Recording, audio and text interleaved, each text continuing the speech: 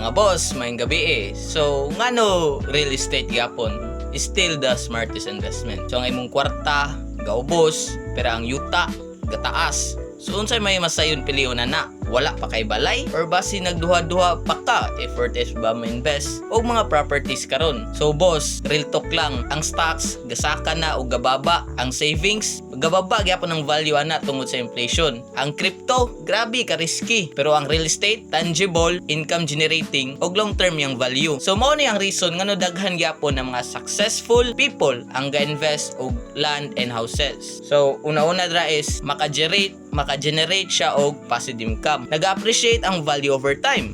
Katulo, pwede nimo ipagamit, imong parentahan, or pwede po nimo i-flip. Ikaw pat, napalid ni siya yung mga tax benefits na pwede nimo i-offset pareha sa katanan furnitures nimo. Pwede nimo adan og depreciation, ang balay ma-depreciate, which is ma-offset na nimo dito sa imong income tax. And ikaw pat, last is pwede ka musulod og real estate bisag dili ka full cash ready. So mo ni sa property, it's not just about owning something. It's also a peace of mind, security, future, and pride. So kung dugay na ka nag-think, maybe karon na ang saktong oras para mo tanaw og options. Message me boss, walay pressure, just real advice, real listings, and real property. Tabang ra jud ta diri.